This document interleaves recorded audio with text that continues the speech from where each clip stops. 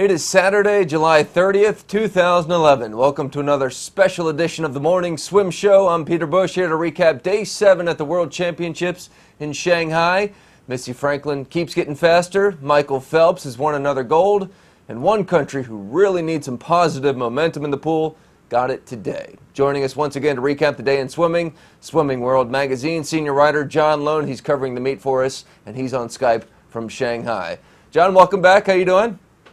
Doing well, Peter. How are you? Good, thanks. Missy Franklin almost helped set 2 world records today. 200 backstroke, the first race I want to talk about today. Just an incredible swim.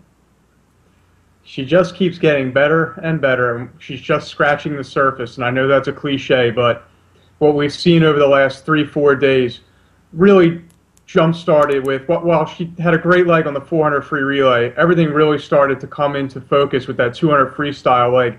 She swam on the 800 free relay, and since then it's just been lights out. She almost took down Kirsty Coventry's world record tonight. 3rd fastest swim ever. A mile, it's fastest by a mile in a textile suit. Just head-shaking stuff. 2:04.81, 3/10 off of Coventry's world record. Yep. I guess she's leaving something for next year. Or maybe she's leaving something for nationals next week at Stanford. She's swimming it again there. Wouldn't that be something? I want to mention this girl who got second, Belinda Hawking from Australia. I mean, 2:06 flat is a heck of a swim. Really nice swim, and then came back later to swim the leadoff leg for Australia's 400 medley relay. Just talk about being overshadowed by an exquisite performance. Belinda Hawking falls into that category. Well, Missy Franklin, what she's doing right now in the big scheme is she's changing the entire conversation in swimming media. I mean, she's making it so that the most compelling storyline is not just Phelps and Lochte. I mean, she's completely shifted that, and that's got to be great for women's swimming. And that can be seen in the media scenario here, because everybody's starting to get that idea of, wait a minute, we need to flock over to this 16-year-old girl as well. There's more than a 2-man show going on. And what better place to bring the spotlight out than on a international level at a World Championships. I don't know if you saw her coach, Todd Schmidt's longtime coach at Colorado Stars. He's always been fun to watch on the pool deck during a race. He just goes nuts, and we've got some funny pictures of him during her 200 back swim. Just kind of the sequence of photos of seeing him just going absolutely bananas there. Really? As Missy's coming close to breaking the world record. It's got to be such a joy for him to watch his longtime swimmer, who we've all known had great potential, really come into her own at this meet. What's neat is that, I mean, I didn't see the pictures, but you're saying he's showing all that joy. She's the same way. Again, we talked about it last night. She just kind of has a bounce in her step as she walks out to the starting blocks. She was just like a giddy little kid, which is exactly what she is on the medal podium.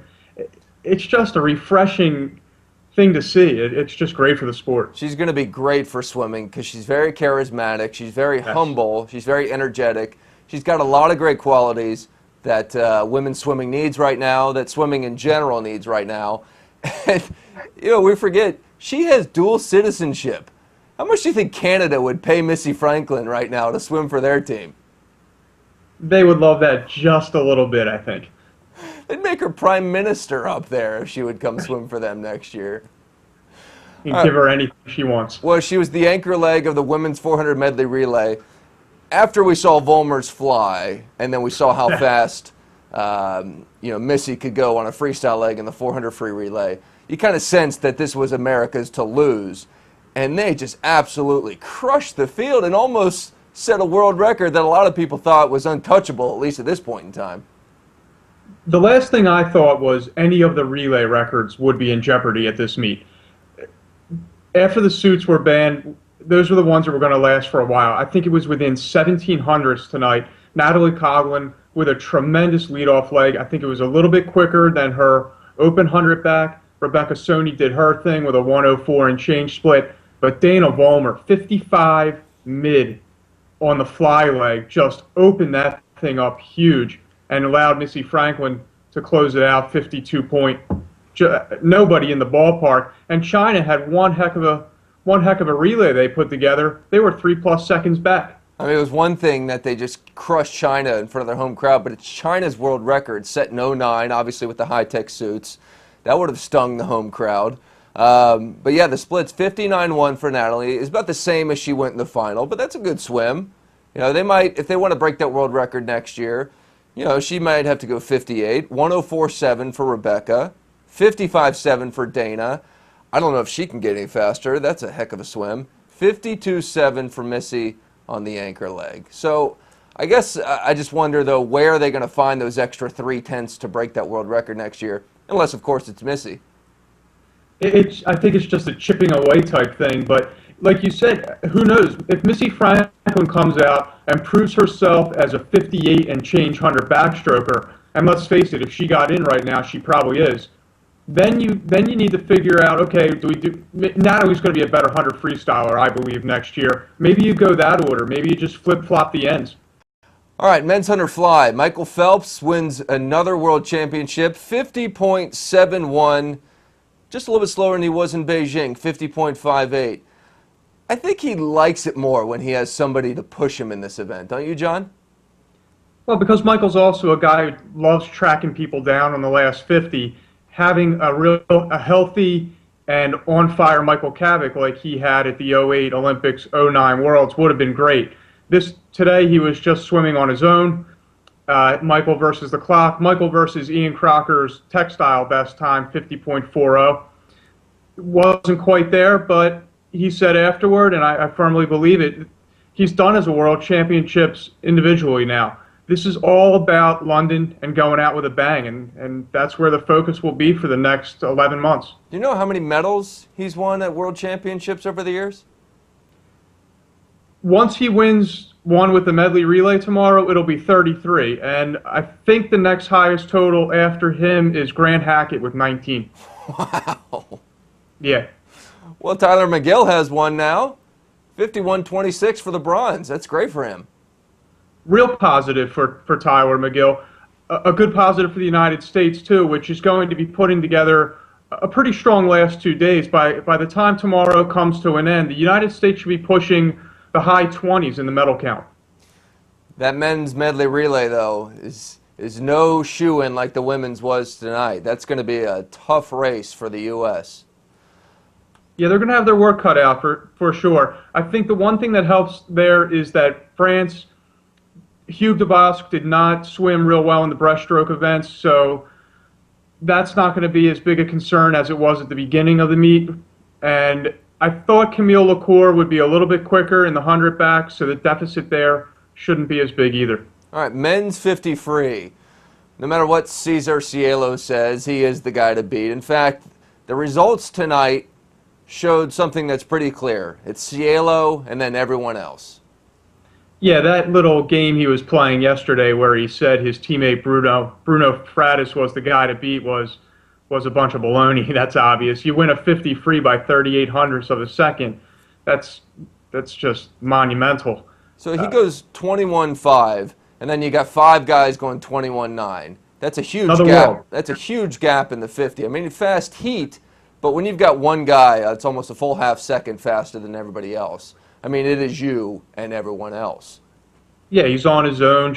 He has this event firmly wrapped up right now. There's a lot of catching up to do. What do you think Nathan Adrian takes away from this World Championships? He didn't even get a medal. Well, he'll come away with one probably tomorrow night in the medley relay, but individually, he's got to be disappointed.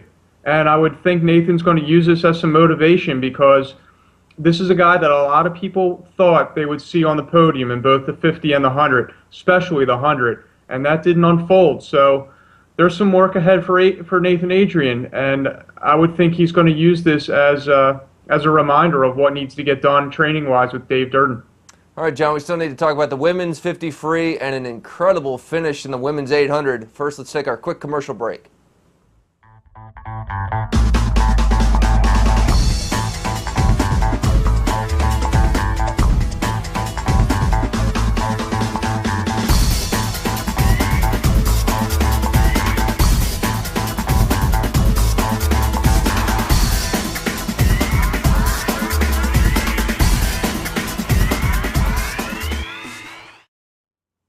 All right, moving on now. We got the women's 50 free to talk about the semifinals.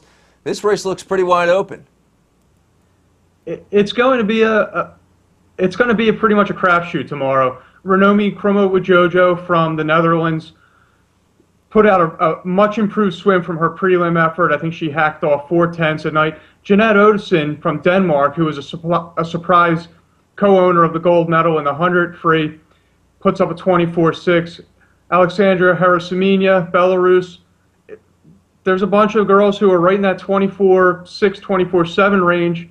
We'll see how it shakes out. John, I'm glad you had to say all their names because I would have butchered them. Jessica Hardy, 25 flat. She is 7th.